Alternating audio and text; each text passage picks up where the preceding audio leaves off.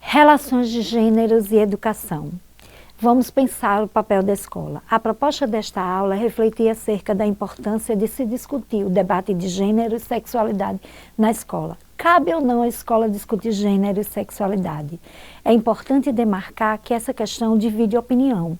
Aos que defendem que a escola deve se preocupar exclusivamente com o ensinamento letrado e aqueles que consideram que a escola pode se constituir espaço de debate sobre essas questões. Apesar das polêmicas em torno desse debate, torna-se importante frisar que essa questão foi objeto de disputa ideológica e que nos últimos anos, aos avanços dos estudos sobre gênero e sexualidade e a sua regulamentação no âmbito educacional, esse debate passa a ser visto na Constituição, na LDB, na Lei de Diretrizes e Base e nos parâmetros curriculares. Com isso, podemos dizer que gênero e sexualidade constituem temas escolares e esse conteúdo pode ser trabalhado sobre várias dimensões nos conteúdos escolares, articulando as situações que possibilitam refletir sobre as desigualdades de gênero. Hoje existe uma variedade de material pedagógico que auxilia o professor a trabalhar esse conteúdo, a exemplo de vídeos, livros e textos. Portanto, colocar em evidência a temática é uma possibilidade também de criar condições para se pensar as questões de saúde e diversidade sexual na escola. Afinal, é preciso considerar a nova realidade escolar, com a presença de novos corpos, além dos corpos de homens e mulheres, isto é, considerar e valorizar os corpos transgêneros. Devemos ver a escola como espaço para a formação do ser humano. Para tanto, implica pensar tanto o conteúdo de gênero e sexualidade, como os processos sociais que afetam seu processo de sociabilidade. A escola deve protagonizar o debate sobre a performance de gênero, entendendo o gênero como representações sociais construídas sobre os papéis sociais de homens e mulheres. E assim refletirmos sobre a construção social e cultural do que é feminino, do que é masculino. Defendemos a ideia de que as diferenciações e as posições ocupadas na sociedade não são definidas apenas pelo gênero, mas pela combinação do gênero com outras categorias sociais. Assim, torna-se importante pensar o lugar do debate de gênero e da sexualidade na escola. Devemos priorizar esse debate no campo educacional, considerando historicamente o processo de desigualdade de gênero e afirmar as marcas históricas das lutas pela igualdade de gênero, do debate étnico-racial, pelo respeito à diversidade, numa perspectiva de desconstrução do predomínio de atitudes e de convenções sociais discriminatórias em todas as sociedades. Registramos que, apesar do Brasil ter conquistado importantes resultados na ampliação do acesso e do exercício dos direitos por parte dos seus cidadãos, devemos lembrar que há ainda imensos desafios em relação à valorização da diversidade. Afinal, ainda são grandes exemplos das pessoas que sofrem preconceitos relacionados às discriminações de gênero, étnico-racial ou orientação sexual. Como também podemos registrar os casos de violência relacionada à homofobia, que são produzidos e reproduzidos em todos os espaços da vida social brasileira. A escola, infelizmente, é um deles. A legislação é importante, mas é insuficiente se não houver um processo educacional de transformação de mentalidades e práticas. Daí o papel estruturante que adquire as ações educacionais para suscitar a discussão desses temas e que possam motivar a reflexão individual e coletiva e contribuam para a superação da eliminação de qualquer tratamento preconceituoso. Precisamos repensar tais práticas e assegurar espaços formativos acerca do debate sobre gênero, diversidade na escola, como estratégias para ampliar a compreensão e fortalecer a ação de combate à discriminação e o preconceito. Consideramos, assim, que a discussão sobre a diversidade na escola tem um enorme desafio pela frente na direção de que a incorporação desse debate possa ser um caminho mais consistente e promissor para um mundo sem intolerância, mais plural e democrático. Trazer essa discussão pode contribuir para repensar algumas questões. Primeiro, como a sexualidade se relaciona com a constituição das famílias? Como a família nuclear heterossexual transformou-se em modelo ideal de família? Porque algumas manifestações da sexualidade são vistas como legítimas para a constituição de famílias e outras não. O que se diz sobre as famílias formadas por casais do mesmo gênero? Como estes valores incidem na formação de crianças e adolescentes no âmbito educativo formal?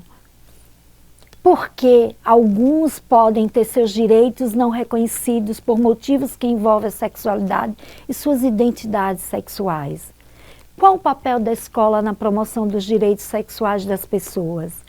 Como a escola pode se transformar num ambiente mais livre, seguro e formador de cidadania, promovendo de fato a inclusão de todas as expressões da sexualidade?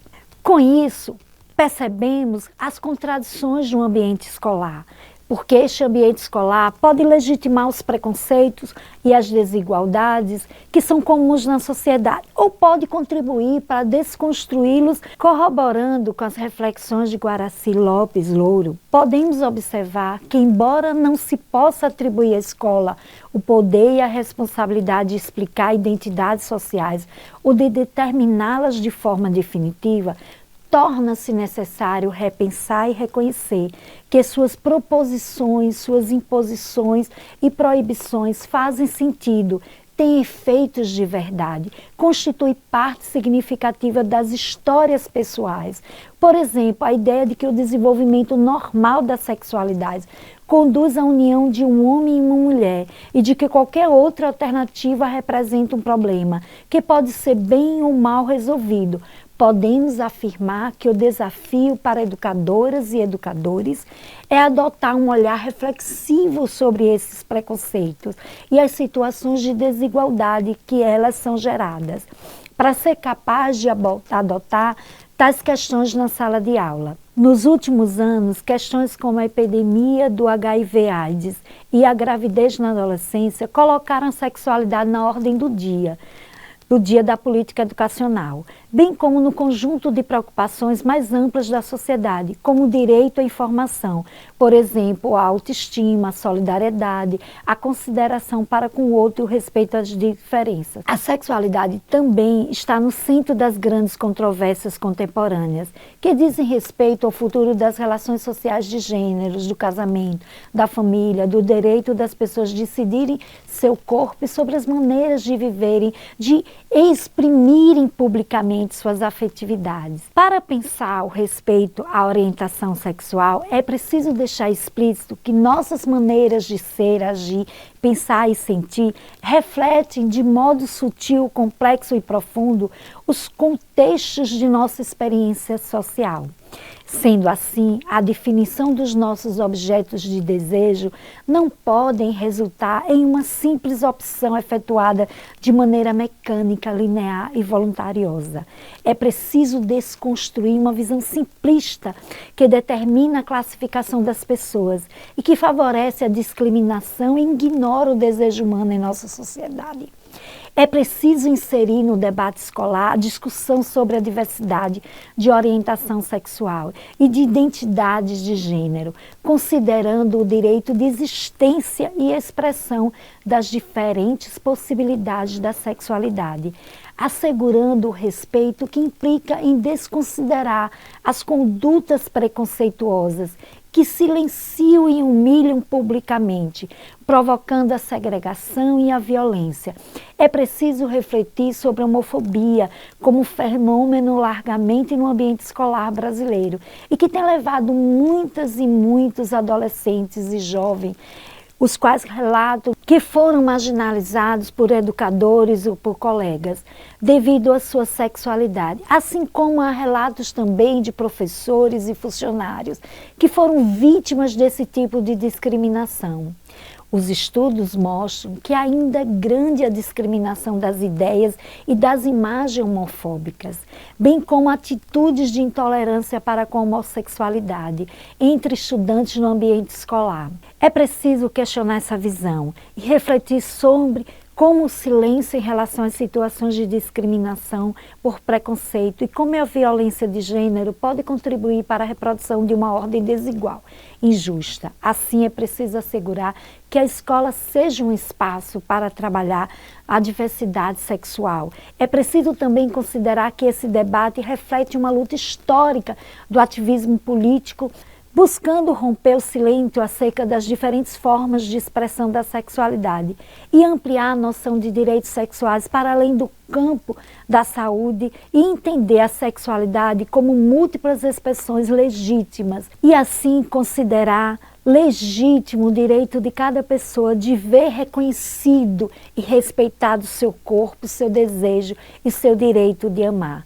Podemos dizer que a responsabilização da escola por essas questões é um fenômeno relativamente recente no Brasil.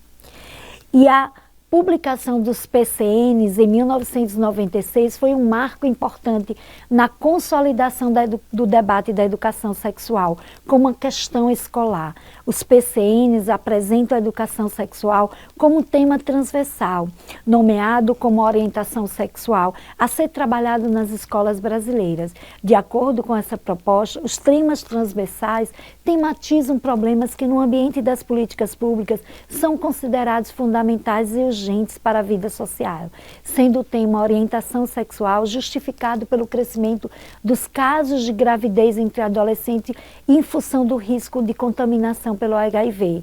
Diante das questões que refletimos até aqui, parece haver um paradoxo no trabalho realizado pela escola.